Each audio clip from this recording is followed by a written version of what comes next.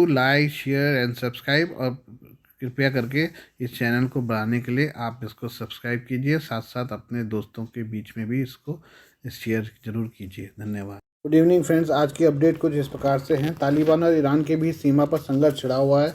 दोनों पक्ष बम, बंदूक और मिसाइलों से एक दूसरे पर हमला कर रहे हैं। इस लड़ाई का केंद्र अफगानिस्तान के निमरोज प्रांत में सासोली सीमा चौकी है। इसी के करीब दोनों देशों के लड़ाके एक दूसरे पर हमला कर रहे हैं। इस विवाद की वजह हेलमंड नदी के पानी को बताया जा रहा है। ईरान ने चेतावनी दी है कि अगर तालिबान लड़ाके पीछे नहीं हटे और पानी का प्रवाह नहीं बढ़ा तो अत्यधिक शक्ति का इस्तेमाल करेगा। वहीं तालिबान ने कहा है कि वो अपनी ज़मीन से 1 इंच भी पीछे हटने को तैयार नहीं है। इसके उलट तालिबान नेता ईरान की खिल्ली उड़ा रहे हैं। अफगानिस्तान से पानी के प्रवाह में रुकावट ने ईरान के दक्षिण पूर्वी प्रांत सिस्तान और बलूचिस्तान में सैकड़ों लोगों के जीवन को गंभीर रूप से प्रभावित किया है। ईरान अफगानिस्तान विवाद के बीच एक तालिबानी अधिकारी का वीडियो भी वायरल हो रहा है। इस वीडियो में तालिबानी अधिकारी एक पानी के स्रोत के पास खड़ा बाल्टी पकड़े दिखाई देता है। वह कहता है कि मैं ईरान को पानी देना चाहता हूं। उसने ईरानी राष्ट्रपति इब्राहिम रईसी की खिल्ली भी उड़ाई, जिन्होंने तालिबान को धमकी दी थी। यह वीडियो सोशल मीडिया पर भी वायरल हो रहा है। ईरान के विदेश मंत्रालय ने शुक्रवार को हिरमन नदी अफगानिस्तान में हेलमंड में पर्याप्त पानी की कमी का आरोप लगाते हुए तालिबान पर निशाना साधा।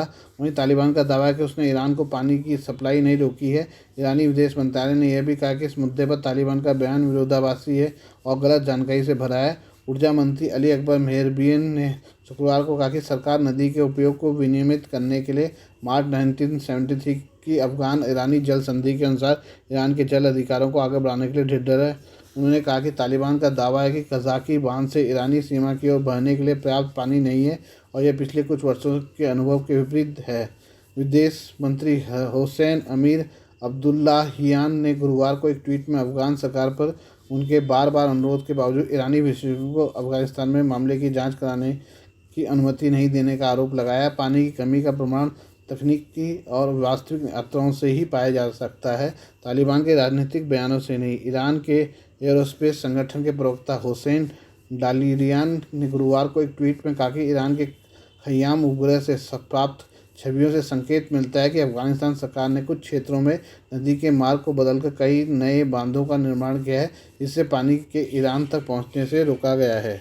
अफगानिस्तान से पानी के प्रवाह में रुकावट से दक्षिण पूर्वी प्रांत सिस्तान में एक नेचर रिजर्व रेगिस्तान में तब्दील हो गया है, जबकि अफगानिस्तान का कहना है कि उसे कृषि के लिए पानी जमा करने या बिजली पैदा करने के लिए बांधों की जरूरत है। अफगानिस्तान अभी तक बिजली का आयात ईरान सहित बाकी पड़ोसी देशों से करता है। ईरानी सरकार और पर्यावरणविदों का तर्क है कि हेलमंद नदी पर बांध का निर्माण ईरान के पूर्वी प्रांतों, विशेष रूप से सिस्तान बलूचिस्तान में समस्याओं को गहराएगा, जहां जल संसाधन दुर्लभ है। 1990 के दशक के उत्तरार्ध से वर्षा में कमी, जिसके कारण हेलमंद बेसिन में लंबे समय तक सूखा पड़ा। साथ ही साथ अफगानिस्तान और ईरान दोनों में पानी के कुप्रबंधन का गंभीर पारिस्थितिक, आर्थिक और सामाजिक प्रभाव पड़ा है। यह अब पाकिस्तान के बारे में बात कर ले। पाकिस्तानी सेना प्रमुख असीम मुनीर के खिलाफ मोर्चा खोलने वाले इमरान खान की पार्टी के नेताओं के खिलाफ जोरदार कार्रवाई के बाद अब उन्हें बेइज्जत करने की कोशिश तेज हो गई है। पाकिस्तान के विभिन्न शहरों में वॉल ऑफ शेम लगाई गई है। इसमें इमरान खान और उनकी पार्टी के नेताओं की तस्वीर लगाई गई है। इनमें 9 मई को पाकिस्तानी सेना के कोर कमांडर के घर पर हमले को लेकर इमरान खान और उनके समर्थकों में निशाना साधा गया है। रावलपिंडी में लगाए गए एक ऐसे ही पोस्टर पर पीएम शहबाज शरीफ की पार्टी के कार्यकर्ताओं ने जूते मारे। इस घटना के वीडियो में नजर आ रहा है कि सत्तारूढ़ पीएमएलएन के कार्यकर्ता कह रहे हैं कि पाकिस्तान के गद्दारों को मारो। इस बीच पाकिस्तानी सरकार ने पाकिस्तानी तहरीक इंसाफ पीटीआई के 9 नेताओं के राजनयिक पासपोर्ट रद्द कर दिए हैं। समा टीवी ने बताया कि पीटीआई नेता शाह मोहम्मद कुरैशी, असद उमर, आजम स्वाति, परवेज खटक, अली अमीन गंडापुर, फारूक हबीब, ओन अब्बास, जरताज गुल और अली मोहम्मद खान के पासपोर्ट रद्द कर दिए गए हैं। इसके अलावा ईरान खान के नेतृत्व वाली पार्टी के सहयोगी शेख राशिद अहमद का राजनयिक पासपोर्ट भी निलंबित कर दिया गया है। सरकार ने खान की गिरफ्तारी के बाद 9 मई को भड़की हिंसा और आगजनी को लेकर पीटीआई के कई नेताओं और समर्थकों को हिरासत में लेकर पीटीआई के खिलाफ कड़ी कार्रवाई शुरू कर दी थी। तब से पीटीआई के दर्जनों नेताओं ने पार्टी और राजनीति को पूरी तरह से छोड़ दिया है। उधर पाकिस्तानी मुस्लिम लीग नवाज पीएमएलएन की वरिष्ठ उपाध्यक्ष मरियम नवाज ने देश के पूर्व प्रधानमंत्री इमरान खान से कहा कि उनकी पार्टी के वरिष्ठ सदस्यों के इस्तीफा देने के बाद उनका खेल खत्म हो गया है। मरियम ने पंजाब प्रांत में एक सम्मेलन को संबोधित करते हुए शुक्रवार को ये टिप्पणियां की। उन्होंने इस दौरान 9 मई को ही घटनाओं पर भी बात की जब पाकिस्तान तहरीक इंसाफ प्रमुख खान को गिरफ्तार किया गया था, जिससे देश भर में हिंसक प्रदर्शन हुए थे। पीएमएलएन सुप्रीमो और पाकिस्तान के पूर्व प्रधानमंत्री नवाज शरीफ की बेटी मरियम ने पीटीआई अध्यक्ष खान से कहा कि उनकी पार्टी के वरिष्ठ सदस्यों के छोड़कर चले जाने के बाद खेल खत्म हो गया है। बड़ी संख्याओं में नेताओं के पार्टी छोड़ने में पीटीआई पर निशाना साधते हुए ने कहा कि पार्टी छोड़ने वालों की कतार लग गई है। आइए अब हम जो अमेरिका के बारे में कुछ बात कर लें। रूस पर जोरदार चोट करने के बाद अमेरिका के नेतृत्व वाले यूरोपीय सैन्य संगठन नाटो ने चीन पर नकेल कसना शुरू कर दिया। नाटो देश एशिया में जापान के अंदर अपना कार्यालय खोलने जा रहे हैं, जो चीन और रूस की धमकियों से जूझ रहा है। यही नहीं, अमेरिका ने चीनी ड्रैगन पर नकेल कसने के लिए नाटो प्लस बनाया है। अमेरिका अब चाहता है कि भारत भी नाटो प्लस देशों का हिस्सा बने। चीन पर बनी अमेरिकी संसद की शक्तिशाली समिति ने सिफारिश की है कि भारत को भी नाटो प्लस का हिस्सा बनाया जाए। अमेरिकी कांग्रेस की ओर से यह प्रस्ताव ऐसे समय पर दिया गया है जब प्रधानमंत्री नरेंद्र मोदी अमेरिका की यात्रा पर जाने वाले हैं। नाटो प्लस में भी 5 सदस्य देश ऑस्ट्रेलिया, न्यूजीलैंड, जापान, इजराइल और दक्षिण कोरिया शामिल है। नाटो देशों के साथ मिलकर ये 5 सदस्य देश दुनिया में सुरक्षा सहयोग कर रहे हैं।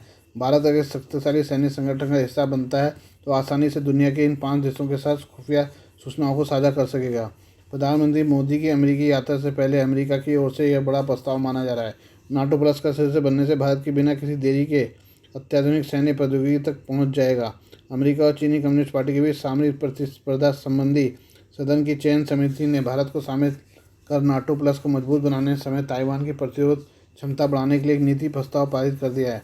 इस समिति की अगुवाई अध्यक्ष माइक गलाघर और रैंकिंग सदस्य राजा कृष्णमूर्ति ने की। चयन समिति ने कहा कि चीन की कम्युनिस्ट पार्टी के साथ सामरिक प्रतिस्पर्धा जीतने और ताइवान की सुरक्षा सुनिश्चित करने के लिए अमेरिका को हमारे सहयोगियों और भारत समेत सुरक्षा साझेदारों के साथ संबंध मजबूत करने की आवश्यकता है। अमेरिकी समिति ने कहा कि नाटो प्लस में भारत को शामिल करने से हिंद प्रशांत क्षेत्र में सीसीपी की आक्रामकता को रोकने और वैश्विक सुरक्षा मजबूत करने में अमेरिका तथा भारत की करीबी साझेदारी बढ़ेगी।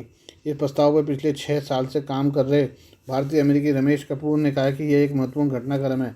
उन्होंने उम्मीद जताई है कि इस सिफारिश को राष्ट्रीय सुरक्षा प्राधिकार कानून 2024 में जगह मिलेगी और अंततः यह कानून बन जाएगा। बता दें कि प्रधानमंत्री मोदी अगले महीने अमेरिकी की राजकीय यात्रा पर आएंगे। अमेरिकी कमेटी का मानना है कि चीन अगर ताइवान पर हमला करता है तो उसके खिलाफ कठोर कार्रवाई प्रतिबंध लगाए जाएंगे। इन प्रतिबंधों को लागू करने में G7, नाटो प्लस और क्वाड देशों की भूमिका अहम होगी। इन सभी संगठनों के एकजुट होकर सार्वजनिक रूप से संदेश देने का असर होगा। समिति ने कहा कि जिस तरह से हम युद्ध के समय संयुक्त रूप से आपात योजना बनाते हैं, ठीक उसी तरह से शांति के समय हमें अमेरिकी सहयोगियों के साथ समन्वय की जरूरत है। भारत अब तक नाटो में शामिल किए जाने की किसी भी पहल से दूर रहा है। चीन के बढ़ते खतरे के बीच पीएम मोदी के अगले कदम पर नाटो देशों की नज़र रहेगी। आइए अब हम चीन के बारे में कुछ बात कर लें। चीन में फिर से कोरोना की लहर आ सकती है। यह लहर इतनी खतरनाक होने की आशंका है कि चीन में जून में हर हफ्ते 6.5 करोड़ लोग संक्रमण की चपेट में आ सकते हैं। यह दावा किया है चीन के national clinical research centre for respiratory disease के निदेशक जोंग नानसान ने। नानसान का दावा है कि जून तक चीन में 6.5 करोड़ लोग हर हफ्ते कोरोना की चपेट में आ सकते हैं। अप्रैल से चीन में बढ़ रहे हैं कोरोना मरीज। मीडिया रिपोर्ट्स के अनुसार चीन में अप्रैल महीने से ही कोरोना के मरीजों की संख्या में फिर से इजाफा देखने को मिल रहा है। चीन में कोरोना संक्रमण बढ़ने की वजह कोरोना के ओमिक्रॉन वेरिएंट XBB को बताया जा रहा है। चीन को गुंगझाऊ शहर में एक बायोटेक कॉन्फ्रेंस को संबोधित करते हुए झोंग नानसान ने यह दावा किया। उन्हें कहा कि चीन में मई के अंत तक 4 करोड़ लोग हर हफ्ते कोरोना की चपेट में आएंगे। वहीं जून तक यह आंकड़ा 6.5 करोड़ तक पहुंच सकता है। चीन के मीडिया के अनुसार XBB ओमिक्रॉन के BA.2.75 और BJ.2 सब वेरिएंट का ही हाइब्रिड रूप है। इससे पहले बीते साल चीन में कोरोना महामारी ने पूरे देश को अपनी चपेट में ले लिया था और चीन में उस वक्त हर दिन करीब 3.5 करोड़ कोरोना संक्रमित मिले थे। वहीं कोरोना की लहर को देखते हुए चीन की सरकार ने भी बचाव की तैयारियां शुरू कर दी हैं। इसके तहत चीन में नई कोरोना वैक्सीन को इस्तेमाल के लिए अंतिम मंजूरी देने की तैयारी चल रही है, जो कोरोना के XBB वेरिएंट के खिलाफ प्रभावी होगी। चीन के ड्रग रेगुलेटर्स ने इन वैक्सीन के शुरुआती 2 चरण को अपनी मंजूरी दे दी है और जल्दी तीसरे और चौथे चरण के परीक्षण के बाद उन्हें भी मंजूरी दे दी जाएगी। आज के लिए बस इतना ही। बाकी मिलते हैं आपसे कल नई खबरों के साथ। धन्यवाद।